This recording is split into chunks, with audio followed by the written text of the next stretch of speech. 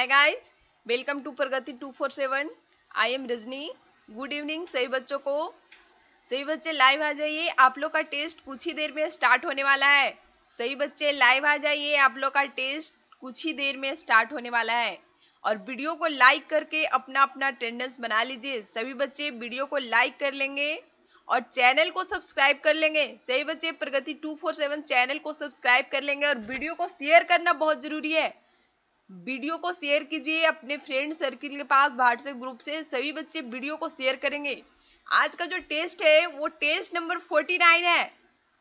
ठीक है, test number 49 है जो पीई, पीएम और पीएमडी तीनों के लिए है। सब्जेक्ट जो है वो फिजिक्स है। फिजिक्स जो है वो पी के लिए भी है, पॉलिटेक्निक वाले बच्चे भी फिजिक्स का टेस्ट देंगे। ठीक है, और फिजिक्स के साथ हिंदी है। टोटल जो है वो 30 क्वेश्चन है।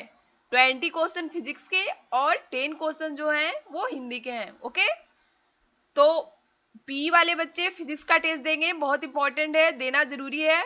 ओके, तो सही बच्चे तैयार हैं, टेस्ट को स्टार्ट किया जाए। डेली आप लोग को 7 PM में टेस्ट होता है। डेली का जो टेस्ट का जो टाइमिंग है वो डेली 7 PM में आप लोग का टेस्ट होता है। और टेस्ट का जो रूल है, प्रत्येक क्वेश्चन के अनुसार मैं आप लोग को टाइमिंग दूंगी और उसका आंसर मैं आप लोग को फुल एक्सप्लेनेशन के साथ बताऊंगी। ओके, ये जो टेस्ट है वो बिहार, झारखंड, यूपी, दिल्ली, MP और WB वेस्ट बंगाल सभी स्टेट के बच्चों के लिए बहुत ही महत्वपूर्ण है। बहुत ही महत्वपूर्ण क्वेश्चन है। क्वेश्चन बिल्कुल चुन चुन कर मैं आप लोग के लिए लाती हूँ। ठीक है, VVI क्वेश्चन है और ये प्रीवियस ईयर का क्वेश्चन है। ठीक है, टोटल 30 क्वेश्चन है, उसमें 25 प्लस आप लोग सही करके दिखाइए, तभी आप लोग का रिजल्ट हो पाएगा। ओके, और मैं आप लोग को बता दूं कि इस चैनल पे PM एंड PMD वाले, मैं आप लोग को बता दूं कि इस चैनल पे 44 वीडियो हो चुके हैं जो देखना बहुत जरूरी है। प्रीवियस वीडियो देखते रहिए, नहीं तो आप लोग टेस्ट में अच्छा स्कोर नहीं कर पाइएगा। प्रीवियस वीडियो देखना बहुत जरूरी है। चलिए, तो सही बच्चे तैयार हैं, टेस्ट को अब स्टार्ट किया जाए। 10, 9, 8, 7, 6, 5, 4, 3, 2, 1। फर्स्ट क्वेश्चन आपके स्क्रीन पर ये रहा। क्वेश्चन नंबर 1 आपके स्क्रीन पर है। चलिए, आप लोगों को 1 मिनट का टाइमिंग दिया जा रहा है। न्यूमेरिकल है इसलिए 1 मिनट का टाइमिंग दे रही हूँ। टाइमिंग आप लोग का स्टार्ट है। फिजिक्स से पहले क्वेश्चन है। 20 क्वेश्चन जो है वो फिजिक्स के हैं आप लोग के लिए। तो क्वेश्चन नंबर 1 में बोल रहा है कि 600 हर्ट्ज आवृत्ति का एक स्रोत है जो वायु में ध्वनि तरंग उत्पन्न कर रहा है। ठीक है, जिसका वेग 300 मीटर पर सेकेंड है। इस तरंग की तरंग दैर्घ्य जो है वो क्या होगी? यहाँ लैम्डा बराबर निकालना है।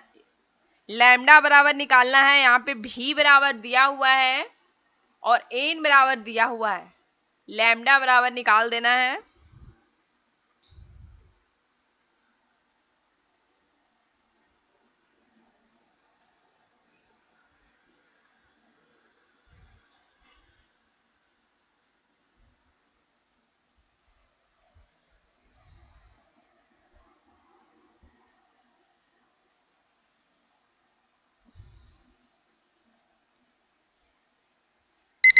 Time up, time up. Question number 1 का जो राइट आंसर है कौन सा है? तो ऑप्शन बी वाले बच्चे आप लोग का बिल्कुल करेक्ट आंसर है, 0.5 मीटर। देखिए, यहाँ 600 हर्ट्ज आवृत्ति का एक स्रोत है जो वायु में ध्वनि तरंग उत्पन्न कर रहा है, जिसका वेग दिया हुआ है। तो तरंग की तरंग दैर्घ्य यानी लैम्डा बराबर निकालना है। तो फॉर्मूला क्या होता है? भी बराबर एन लैम्डा। ठीक है, ये जो है वो फॉर्मूला है। ठीक है, तो यहाँ से हम लोग लैम्डा बराबर नहीं निकाल देंगे। भी बराबर जब एन लैम्डा होता है तो लैम्डा बराबर V/N हो जाएगा। ठीक है, सभी को आ रहा है ना समझ में? भी का मान कितना दिया हुआ है? भी का मान दिया हुआ है 300। एन का मान कितना दिया हुआ है? तो 600 हर्ट्ज। ठीक है, हर्ट्ज जो है एन का मान होता है। अब इसको क्या करेंगे? काट देते हैं। 3 दूनी 6, ये 2 जीरो से 2 जीरो, 1/2 आया। 1/2 को हम लोग लिख सकते हैं 0.5 मीटर। ठीक है, तो राइट आंसर कौन सा हो गया? ऑप्शन सी हो गया। ऑप्शन सी जो है बिल्कुल करेक्ट आंसर है। चलिए next question, question number 2। Question number 2 जो है वो न्यूमेरिकल है। चलिए, 1 मिनट का आप लोग को टाइमिंग दिया जा रहा है। यदि किसी चालक में 5 एम्पेयर की धारा 15 सेकंड के लिए प्रवाहित करने पर व्यय हुई ऊर्जा जो है वो कितना है, तो 45 गुने 10 के पावर 3 जूल है। तो चालक के प्रतिरोध की गणना कीजिए। यहाँ पे R बराबर निकालना है।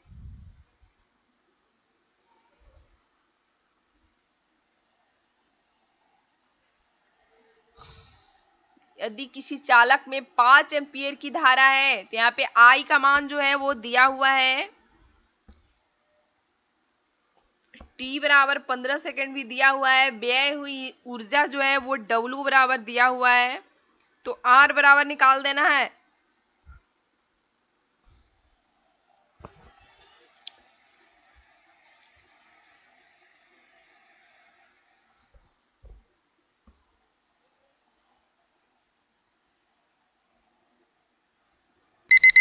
Time up, time up. चलिए सही बच्चे का आंसर आ गया है। तो जिनका जिनका ऑप्शन बी है उनका बिल्कुल करेक्ट आंसर है। 120 ओम वाले बच्चे का बिल्कुल करेक्ट आंसर है। सबसे पहले कौन कौन सा मान दिया हुआ है वो हम लोग लिख देते हैं, ऐसे हम लोग को बनाने में क्या होता है, आसानी होता है। यहाँ आई बराबर दिया हुआ है, कितना दिया हुआ है, तो 5 एम्पियर दिया हुआ है। ठीक है, टी बराबर दिया हुआ है 15 सेकेंड। ओके, ये व्यय हुई ऊर्जा को हम लोग डब्ल्यू से डिनोट करते हैं। तो व्यय हुई ऊर्जा कितना दिया हुआ है, तो 45 गुने 10 के पावर 3 जूल। ठीक है, ये व्यय हुई ऊर्जा दिया हुआ है। तो व्यय हुई ऊर्जा W बराबर क्या होता है, W बराबर होता है I स्क्वायर RT। तो R बराबर यहां से हो जाएगा, R बराबर क्या हो जाएगा, W बटा I स्क्वायर T। ठीक है, तो W का मान कितना है, तो W का मान है 45 गुने 10 के पावर 3 बटा I का मान कितना है, तो 5 गुने 5 कितना हो जाएगा, 25 गुने T बराबर कितना हो जाएगा, 15। ये 15 तिया 45। अब देखिए 15 तिया 45 हो गया। अब ये कितना हो गया, 3 गुने 10 का क्यू है तो 3 जीरो बैठाएंगे बटा 25, 25 चौके 100, एक जीरो और बैठा देंगे, चरती आई 12, कितना आया 120 ओम। तो हम लोग का राइट आंसर कौन सा हो गया, ऑप्शन बी हो गया 120 ओम। ठीक है, सभी को समझ में आ रहा है, किसी को कोई दिक्कत नहीं होना चाहिए। नेक्स्ट क्वेश्चन है क्वेश्चन नंबर 3। क्वेश्चन नंबर 3 आपके स्क्रीन पर है, क्वेश्चन नंबर 3। चलिए क्वेश्चन नंबर 3 आ गया। चलिए टाइमिंग आप लोग का सेट हो रहा है। चलिए 30 सेकेंड, 30 सेकेंड काफी है। क्वेश्चन नंबर 3 में क्या बोल रहा है, टाइमिंग स्टार्ट है आप लोग का। एक गतिमान आवेशित कण जो है उत्पन्न करता है, क्या उत्पन्न करता है, एक गतिमान आवेशित कण जो है वो क्या उत्पन्न करता है। सभी बच्चे वीडियो को लाइक कर लीजिए और चैनल को सब्सक्राइब कर लीजिए और शेयर करना बहुत जरूरी है, वीडियो को शेयर कीजिए।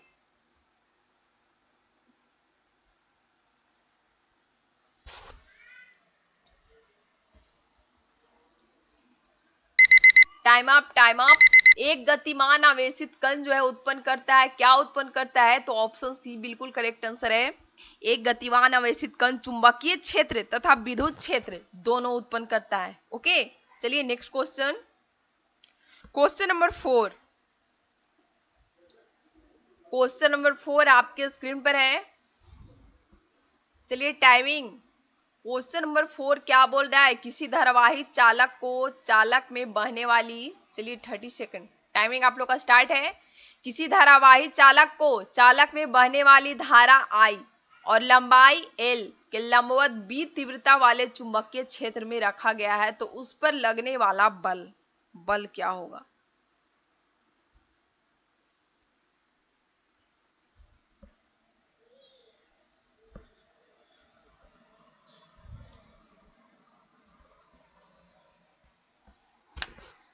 फटाफट सभी बच्चे आंसर कमेंट कीजिए। Time up, time up.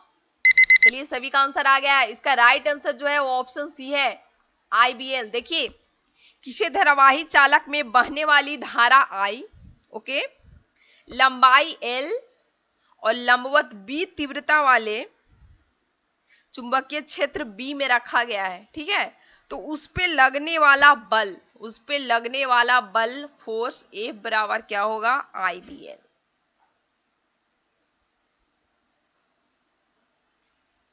ठीक है, IBL होगा। चलिए नेक्स्ट क्वेश्चन बिल्कुल रट लीजिएगा आप लोग, F बराबर है F माइनस नहीं। चलिए नेक्स्ट क्वेश्चन,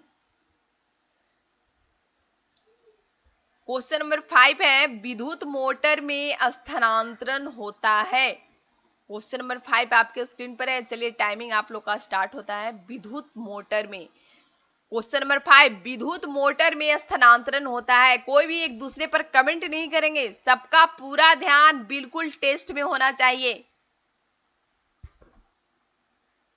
राइट आंसर आप लोग फटाफट कमेंट कीजिए। सही बच्चे राइट आंसर फटाफट कमेंट कीजिए। विद्युत मोटर में स्थानांतरण होता है।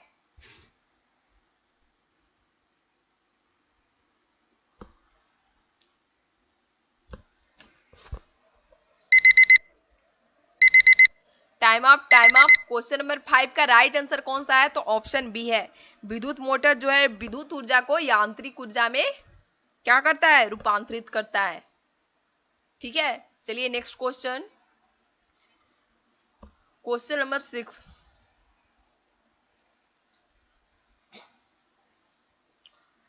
क्वेश्चन नंबर 6, सही बच्चे स्क्रीन पे देखेंगे। क्वेश्चन नंबर 6 आपके स्क्रीन पर है। चलिए टाइमिंग आप लोग का स्टार्ट है।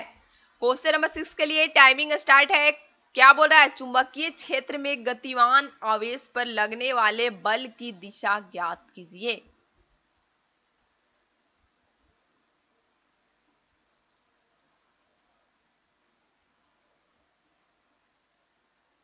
क्वेश्चन नंबर 6,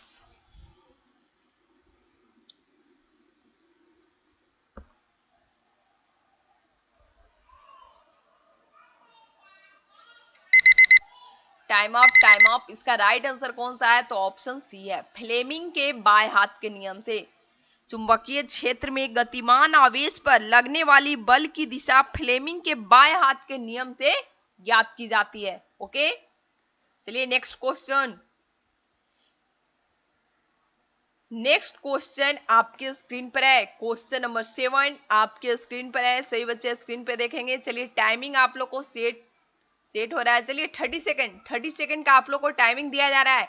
एक विद्युत बल्ब पर 240 वोल्ट तथा 60 वोल्ट अंकित है, तो उसके तंतु का प्रतिरोध होगा। सही बच्चे राइट आंसर फटाफट कमेंट कीजिए। एक विद्युत बल्ब पर 240 वोल्ट तथा 60 वाट अंकित है, तो उसके तंतु का प्रतिरोध क्या होगा?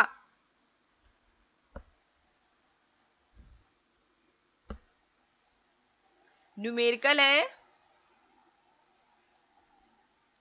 ठीक है, न्यूमेरिकल है। मैं आप लोग को 30 सेकंड और दे रही हूं। न्यूमेरिकल है, 30 सेकंड मैं आप लोग को और दे रही हूं।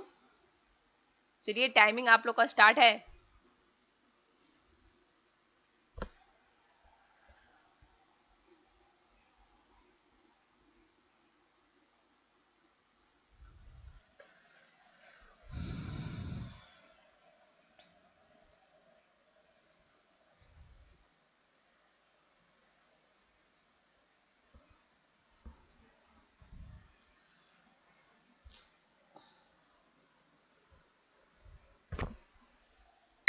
Time up, time up.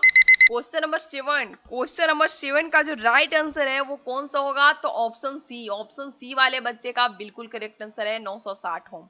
देखिए एक विद्युत बल्ब पर 240 वोल्ट, ठीक है, तो भी बराबर दिया हुआ है, कितना दिया हुआ है? तो 240 वोल्ट दिया हुआ है। ओके, 60 वाट अंकित है, यानी P बराबर कितना हो जाएगा? तो 60 वाट हो जाएगा। ठीक है, P बराबर 60 वाट, ये वोल्ट हो जाएगा। V बराबर ये वोल्ट में होता है। ठीक है, चलिए तो प्रतिरोध, प्रतिरोध R बराबर क्या होता है? R बराबर होता है V स्क्वायर बाई P।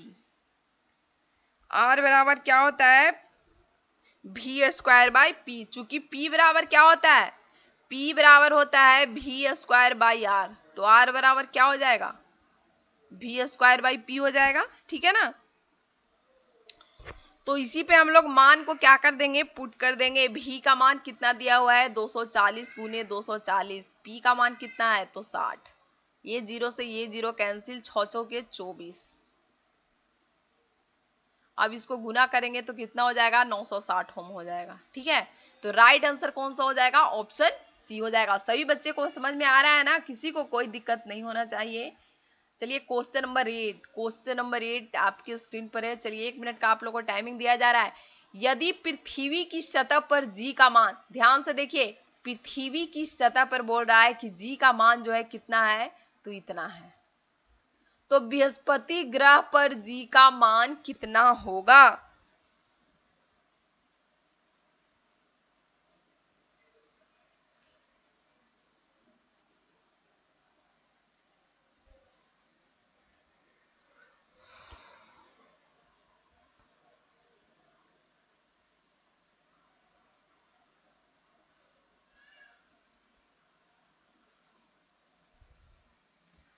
पृथ्वी की सतह पर जी का मान दिया हुआ है, तो बृहस्पति ग्रह पर जी का मान क्या होगा?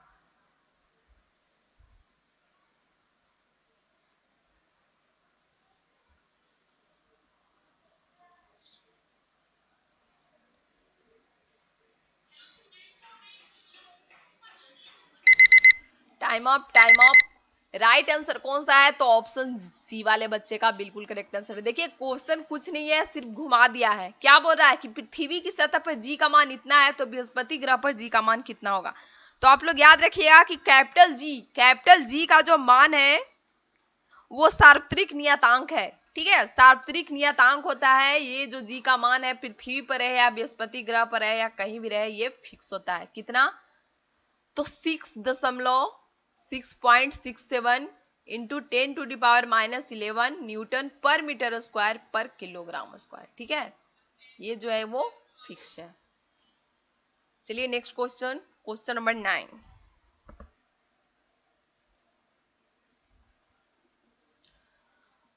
क्वेश्चन नंबर 9, दो द्रव्यमानों के बीच की दूरी दोगुना करने पर द्रव्यमानों के बीच गुरुत्वाकर्षण बल, टाइमिंग आप लोग का स्टार्ट है, क्या होगा? Question number 9।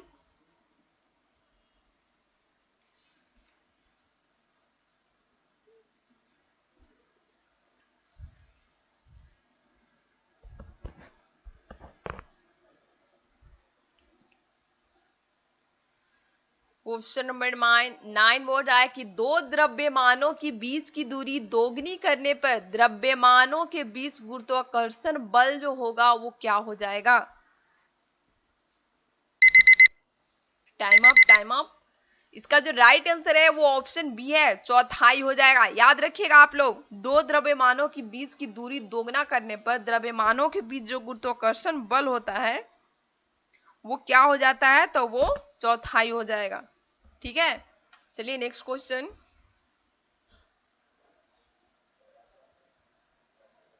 Question number 10, 1 minute का टाइमिंग दिया जा रहा है, न्यूमेरिकल है। क्वेश्चन नंबर 10, किसी व्यक्ति पर पृथ्वी की सतह पर भार कितना है? 72 किलोग्राम है। तो चंद्रमा पर उसका भार, ये जो है क्या लिखा हुआ है? चंद्रमा लिखा हुआ है। ठीक है ना, चंद्रमा पर उसका भार जो है वो होगा, क्या होगा, ये पूछ रहा है।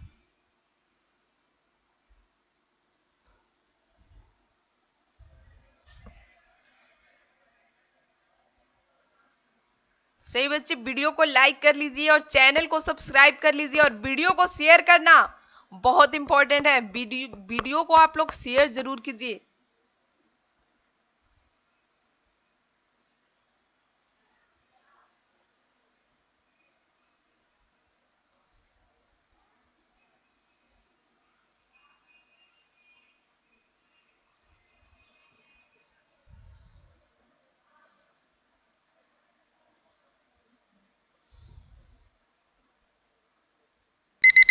Time up, time up.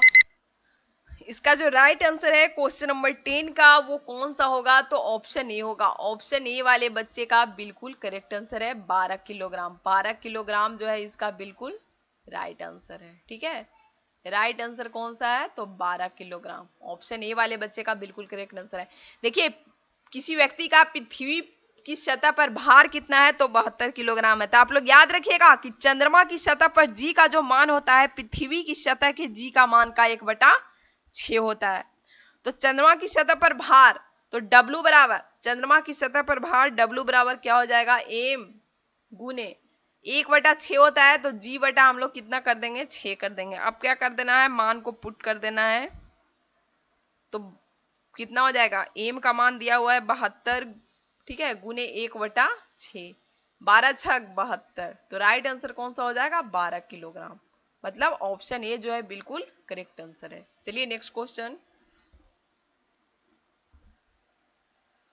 Question number 11, 10 dioptre क्षमता वाले लेंस की फोकस दूरी जो है क्या होगी। चलिए 1 मिनट का आप लोग को टाइमिंग दिया जा रहा है। क्वेश्चन नंबर 11,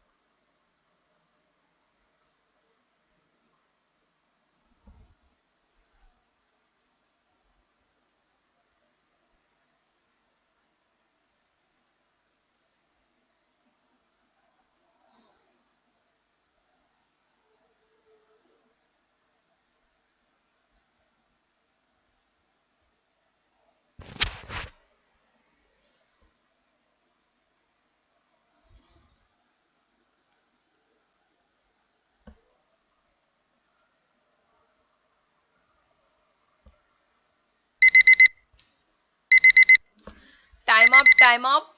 चलिए सही बच्चे का आंसर आ गया है। ऑप्शन ए वाले बच्चे का बिल्कुल करेक्ट आंसर है, 10 सेंटीमीटर जो है इसका बिल्कुल राइट आंसर होगा। देखिए यहाँ पे लेंस की क्षमता P बराबर दिया हुआ है। P बराबर कितना दिया हुआ है, तो 10 डायोप्टर दिया हुआ है, ठीक है ना। तो P बराबर हम लोग सभी को पता है कि P बराबर क्या होता है। मैं आप लोग को बताई थी कि 1/f, जहां f का जो मान होता है वो किस में होता है, तो मीटर में होता है। ये बिल्कुल फिक्स है। P बराबर 1/f, जहां f का मान जो होता है वो मीटर में होता है, ठीक है ना। तो 10, 10, ठीक है ना। 10 बराबर क्या हो जाएगा, 1/f, ठीक है। तो लेंस की फोकस दूरी f बराबर क्या हो जाएगा, f बराबर हो जाएगा 1/10 बराबर 0.1 मीटर।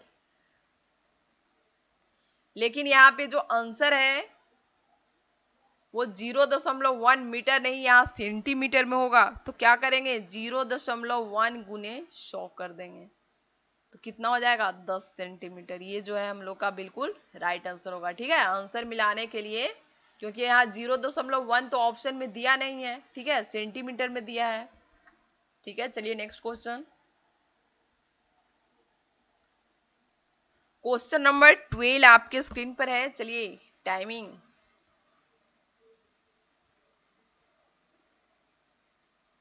चलिए 30 सेकंड का आप लोग को टाइमिंग दिया जा रहा है। समतल दर्पण के सामने एक वस्तु जो है दर्पण से 10 सेंटीमीटर की दूरी पर रखी गई है, तो दर्पण से प्रतिबिंब की दूरी होगी।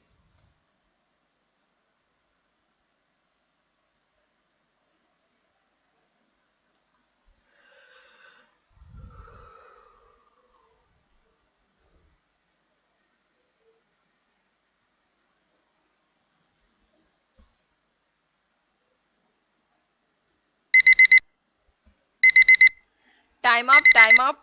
क्वेश्चन नंबर 12 का जो राइट आंसर है वो ऑप्शन बी होगा, 10 सेंटीमीटर होगा। देखिए प्रतिबिंब जो है दर्पण से उतनी ही दूर पीछे होता है जितना कि वस्तु दर्पण के आगे है, ठीक है।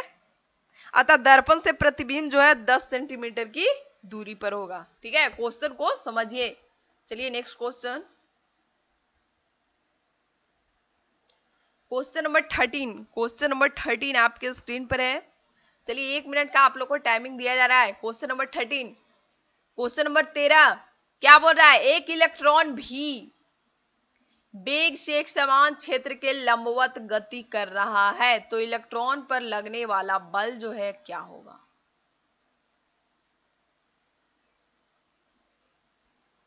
इलेक्ट्रॉन पर लगने वाला बल जो है वो क्या होगा।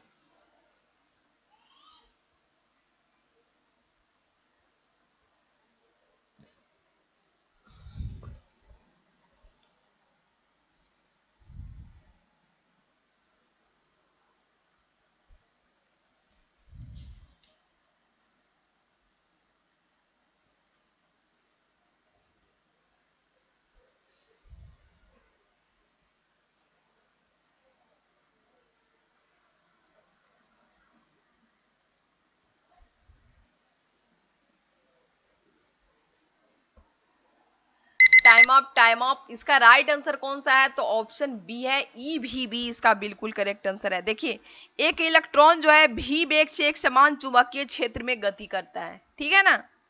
तो इस पर लगने वाला जो बल होगा वो F बराबर क्या होगा? F बराबर हो जाएगा ई भी बी, ठीक है, साइन थीटा। अब देखिए, चूंकि इलेक्ट्रॉन जो है चुंबकीय क्षेत्र के लंबवत गति कर रहा है, ठीक है ना, इलेक्ट्रॉन जो है चुंबकीय क्षेत्र के लंबवत गति कर रहा है, तो जब लंबवत गति कर रहा है तो थीटा बराबर कितना हो जाएगा? 90 डिग्री हो जाएगा, क्योंकि लंबवत गति कर रहा है।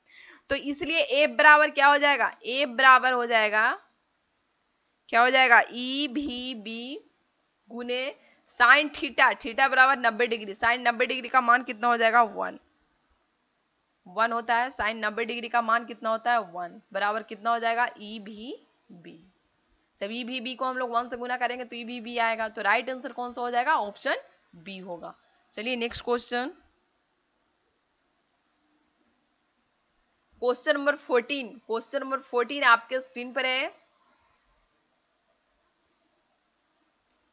चलिए, टाइमिंग आप लोग का स्टार्ट है। विद्युत चुंबकीय प्रेरण में कुंडली में प्रेरित विद्युत वाहक बल अनुक्रमानुपाती होता है।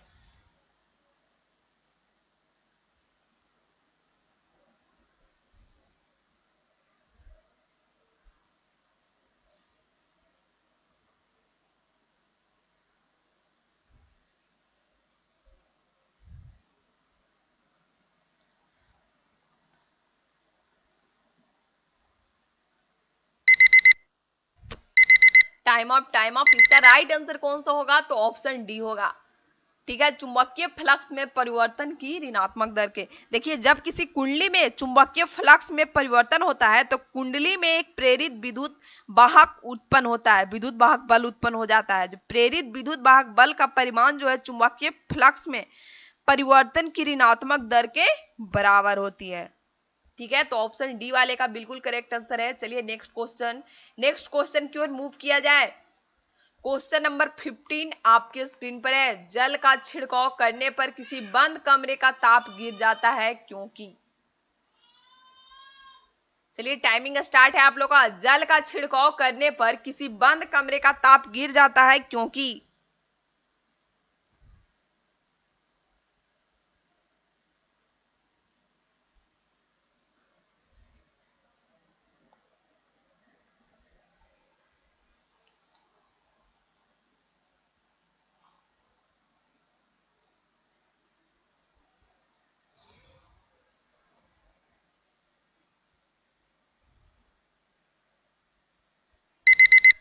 Time up, time up. Question number 15 का जो राइट आंसर है वो कौन सा होगा? तो ऑप्शन सी होगा, जल के वाष्पन की गुप्त ऊष्मा के अधिक है, ठीक है ना। जल के वाष्पन की जो गुप्त ऊष्मा है वो कितना होता है? तो 536, ठीक है, किलो 536 किलो कैलोरी पर किलोग्राम, ठीक है, इतना होता है, ठीक है ना। चलिए next question, question number 16। Question number 16 आपके स्क्रीन पर है। चलिए, टाइमिंग, ऊष्मा संचरण की वह विधि जिसमें अणु अपने स्थान से विस्थापित हो जाते हैं। चलिए, टाइमिंग आप लोग का स्टार्ट है। Question number 16।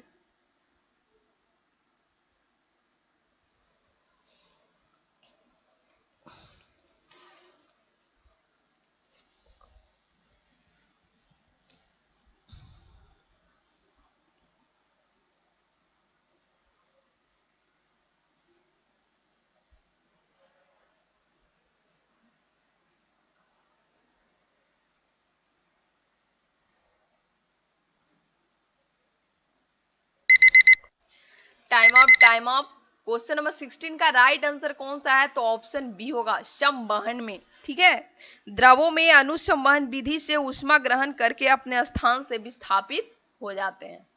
चलिए नेक्स्ट क्वेश्चन, क्वेश्चन नंबर 17।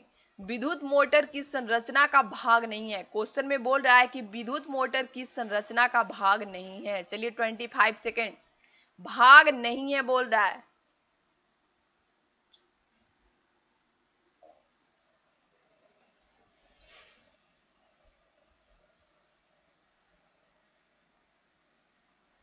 चलिए टाइमिंग आप लोग का स्टार्ट नहीं की हूँ, टाइमिंग आप लोग का स्टार्ट है। विद्युत मोटर की संरचना का भाग नहीं है।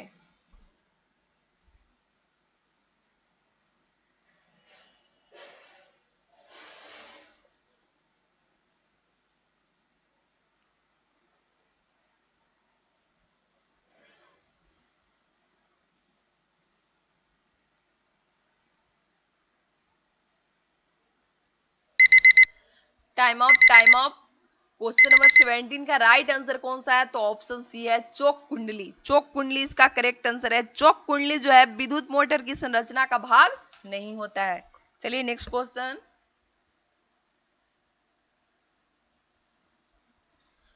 क्वेश्चन नंबर 18, क्वेश्चन नंबर 18 आपके स्क्रीन पर है। चलिए टाइमिंग आप लोग का स्टार्ट है। समुद्र के जल में छिपी वस्तुओं का पता लगाने में प्रस्रवित तरंगों का उपयोग किया जाता है, क्योंकि।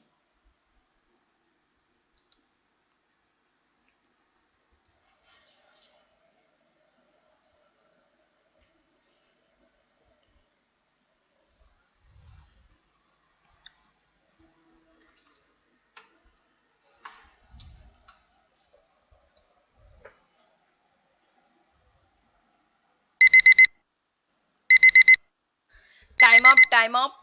इसका राइट आंसर कौन सा है? तो ऑप्शन बी वाले बच्चे का बिल्कुल करेक्ट आंसर है। प्रस्रवित तरंग जो है उच्च आवृत्ति की होती है, ठीक है ना। उच्च आवृत्ति के कारण इनको एक किरण पुंज के रूप में विकसित किया जा सकता है। नेक्स्ट क्वेश्चन है क्वेश्चन नंबर 19। क्वेश्चन नंबर 19 बहुत इजी क्वेश्चन है, सभी बच्चे इसको रट लिए होंगे, सही बच्चे इसको रट लिए होंगे। चलिए 26 सेकंड दी।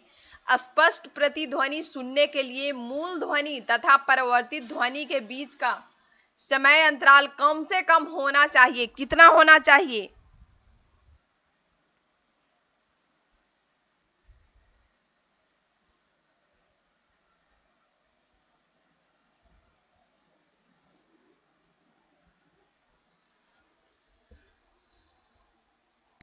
Time up, time up. इसका राइट आंसर कौन सा है? तो ऑप्शन सी है 1/10 सेकंड। 1/10 सेकंड सही बच्चे का बिल्कुल करेक्ट आंसर है। चलिए next question.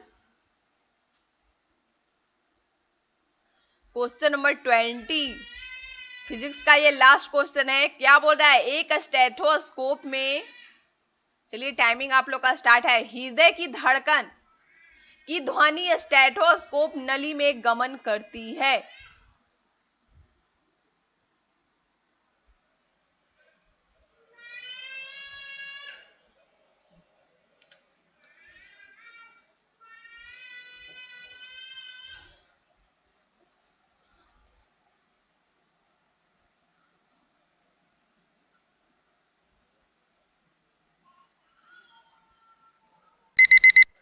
Time up, time up. इसका राइट आंसर कौन सा है? तो ऑप्शन बी है नली में बार बार परावर्तन द्वारा। इसका राइट आंसर कौन सा है? तो ऑप्शन बी है। स्टेथोस्कोप ध्वनि के परिवर्तन के सिद्धांत पर कार्य करता है। ओके, चलिए नेक्स्ट। नेक्स्ट जो सब्जेक्ट है वो आप लोग का हिंदी का सब्जेक्ट है, ठीक है। हिंदी का सब्जेक्ट है तो question number 1। Next subject Hindi का है तो क्वेश्चन नंबर 1 क्या बोल रहा है? अपेक्षा का विलोम बताना है। क्वेश्चन नंबर 1 बोल रहा है अपेक्षा का विलोम बताना है। चलिए टाइमिंग, चलिए 23 second.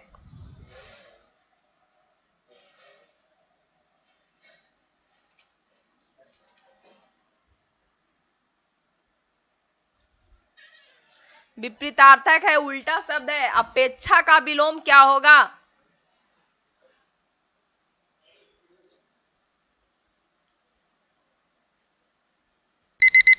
Time up, time up. इसका राइट आंसर कौन सा है? तो ऑप्शन सी है अपेक्षा का विलोम उपेक्षा होगा, ठीक है। चलिए नेक्स्ट क्वेश्चन। Question number 22। कौन सा वाक्य शुद्ध है? कौन सा वाक्य है वो शुद्ध है? चलिए टाइमिंग आप लोग का स्टार्ट है।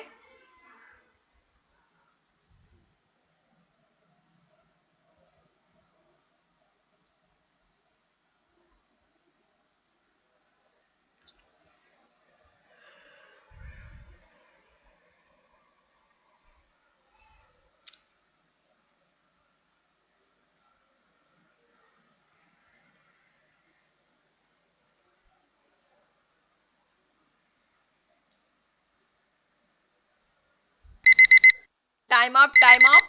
यहाँ पे जो शुद्ध वाक्य है वो कौन सा है? तो ऑप्शन ए। ऑप्शन ए जो है वो शुद्ध है। रागिनी जो है अपने आप चली गई, ये जो वाक्य है वो बिल्कुल शुद्ध है। रागिनी खुद से चली गई? नहीं। रागिनी अपने से ही चली गई? नहीं। रागिनी आपके आप चली गई? नहीं। राइट आंसर जो है वो ऑप्शन ए है। चलिए next question.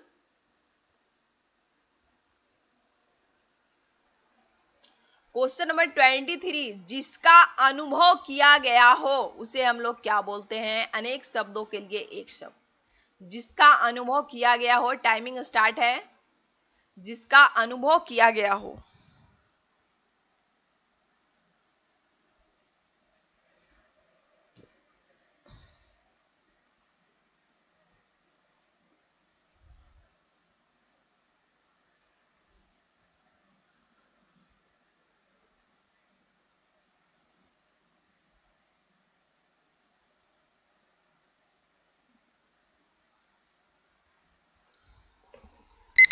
Time up, time up. इसका राइट आंसर कौन सा है? तो ऑप्शन बी है, अनुभूत। जिसका अनुभव किया गया हो उसे हम लोग अनुभूत बोलते हैं। ठीक है ना। चलिए नेक्स्ट क्वेश्चन। क्वेश्चन नंबर 24, इनमें से कौन सा शब्द जो है वो तद्भव है? तद्भव शब्द को पहचानना है। चलिए टाइपिंग आप लोग का स्टार्ट है।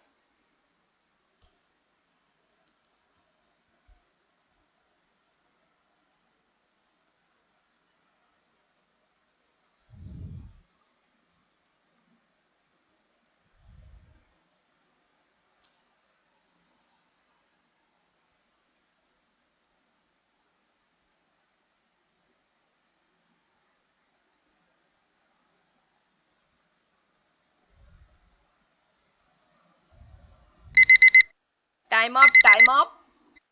सही बच्चे का आंसर आ गया है। सबसे पहले आप लोग ये जानिए, इसका जो राइट आंसर है वो ऑप्शन डी है। ठीक है, कंधा। सबसे पहले आप लोग ये जानिए कि तद्भव कैसे कहते किसे हैं। तो तद्भव शब्द जो है वो तद और भव से मिलकर बना है। किससे मिलकर बना है? तो तद। ठीक है, तद और इससे भव से क्या बना है? तद्भव। ठीक है ना। इसका अर्थ क्या होता है? विकसित अथवा उससे उत्पन्न। अर्थात हम यह कह सकते हैं बच्चों कि वैसे शब्द जो संस्कृत से उत्पन्न या उससे विकसित हुए हैं तद्भव कहलाते हैं। ठीक है ना। वैसे शब्द जो संस्कृत से उत्पन्न या विकसित हुए हैं तद्भव कहलाते हैं। ठीक है। और तत्सम, एक क्या होता है? तत्सम। तो तत्सम किसे बोलते हैं हम लोग? तो तत्सम जो होता है इसका तत् और सम से मिलकर बना है। तत्सम किससे मिलकर बना है? तो तत् प्लस सम से मिलकर क्या बना है? तत्सम। इसका अर्थ होता है उसके समान। अर्थात जो सब संस्कृत भाषा से बिना किसी परिवर्तन के हिंदी में प्रयुक्त होता है। मतलब तत्सम वो हो गया जो सब संस्कृत भाषा से बिना किसी परिवर्तन के हिंदी में प्रयुक्त होता है। मतलब ऐसा शब्द जो संस्कृत और हिंदी दोनों में वो प्रयुक्त होता है वो तत्सम हो जाएगा। और वैसा शब्द जो संस्कृत और हिंदी दोनों में अलग अलग होता है वो तद्भव हो जाएगा। ये देखिए, दंत जो है वो संस्कृत और हिंदी, ठीक है, दोनों में इसको हम लोग ये करेंगे तो ये तत्सम हो जाएगा। मृत्यु, ठीक है, मृत्यु भी नहीं, मत्स्य, मत्स्य भी संस्कृत का ये है। और कंधा, कंधा जो हो गया ये सिर्फ हिंदी में ये होगा। तो हम लोग का राइट आंसर कौन सा हो जाएगा? ऑप्शन डी हो जाएगा। ठीक है। चलिए नेक्स्ट क्वेश्चन। क्वेश्चन नंबर 25, किस वाक्य में क्रिया जो है वो भूतकाल में नहीं है?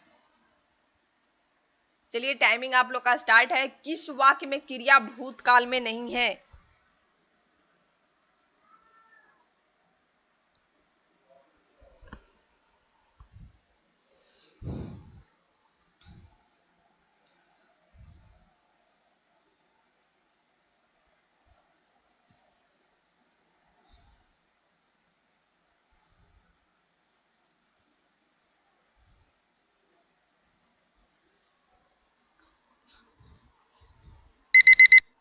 Time up, time up. इसका राइट आंसर कौन सा है? तो ऑप्शन सी है।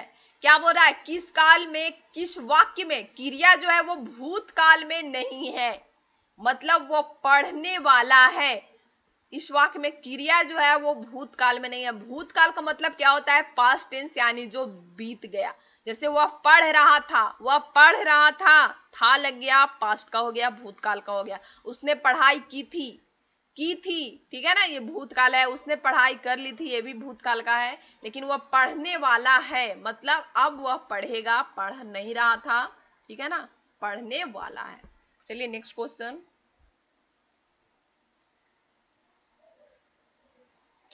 क्वेश्चन नंबर 26, काकू शब्द का उपयुक्त समानार्थी कौन सा है? चलिए टाइमिंग आप लोग का स्टार्ट है। काकू,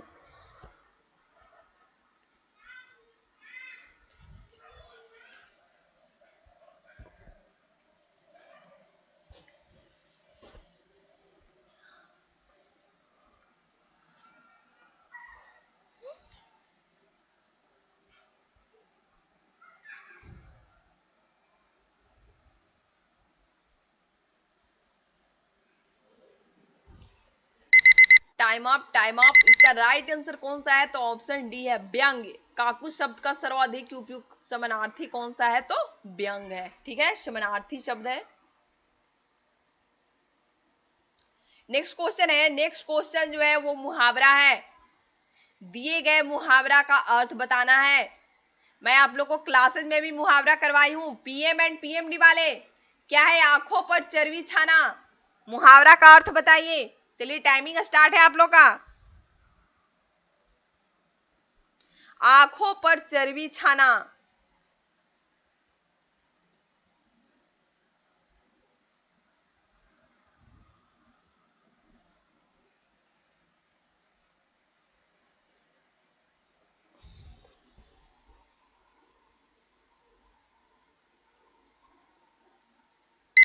टाइम अप, टाइम अप। इसका राइट आंसर कौन सा है? तो ऑप्शन सी है, आंखों पर चर्बी छाना मतलब अभिमान करना, ठीक है। चलिए नेक्स्ट क्वेश्चन। क्वेश्चन नंबर 28, इनमें से किसकी बर्तनी जो है वो शुद्ध है?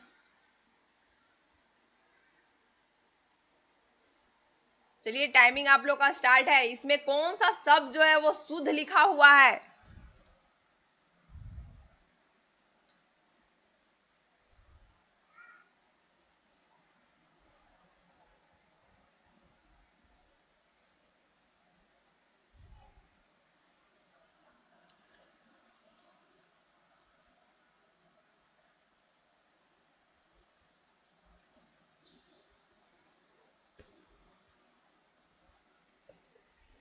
Time up, time up. यहाँ पे जो राइट आंसर है वो ऑप्शन सी होगा। दोनों जो है ये शुद्ध लिखा हुआ है। दुशासन ये शुद्ध है। ये जो तलबिश है आधा, इसके जगह पर आधा दंश होता है, ठीक है ना, आधा दंश होगा, ठीक है, दुशासन हो जाता है, ठीक है। ये निसंदेह में आधा ये दंश नहीं होगा, निसंदेह सिर्फ होगा। दोनों जो है ये बिल्कुल करेक्ट आंसर है, ठीक है, ऑप्शन सी। चलिए नेक्स्ट। क्वेश्चन नंबर 29, मनोयोग का विच्छेद बताना है। संधि विच्छेद है मनोयोग। चलिए टाइमिंग आप लोग का स्टार्ट है। मनोयोग,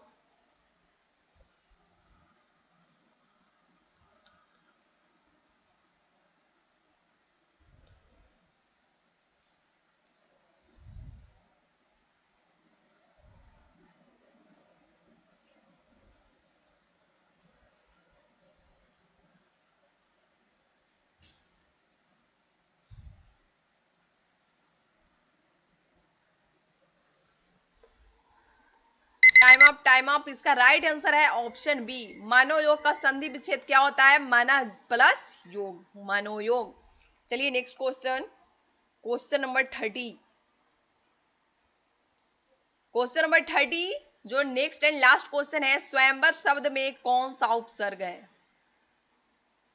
चलिए 20 सेकेंड। स्वयंवर शब्द में कौन सा उपसर्ग है?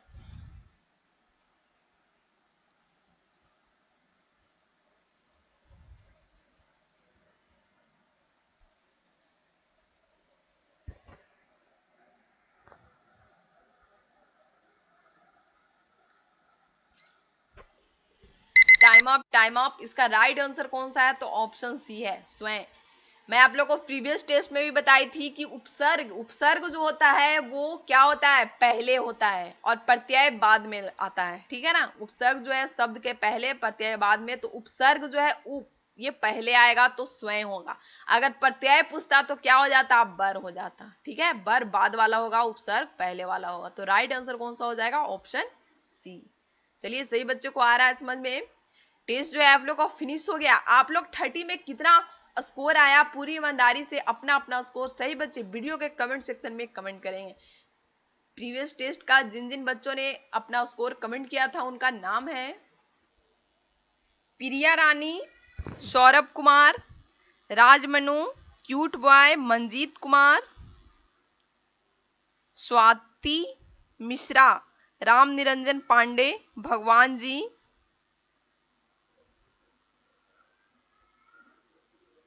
अमरजीत पांडे, अंजलि जलपरी, ड्रीम गर्ल, सुरुचि कुमारी, नीरज कुमार, आशा कुमारी, के.आर. चंदन यादव, चंदा कुमारी, फिरोज अब्दुल्ला,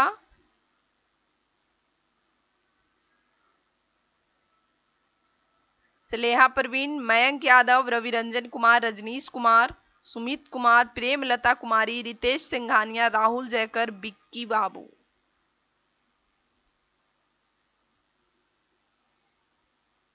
ठीक है, इन्होंने अपना अपना स्कोर जो है वीडियो के कमेंट सेक्शन में कमेंट किया था। आज भी आप लोग अपना अपना स्कोर कमेंट कीजिएगा, वहां से मैं सबका कमेंट जो है वो रीड करती हूँ। ठीक है, मिलते हैं नेक्स्ट टेस्ट में, तब तक के लिए goodbye, good night, take care.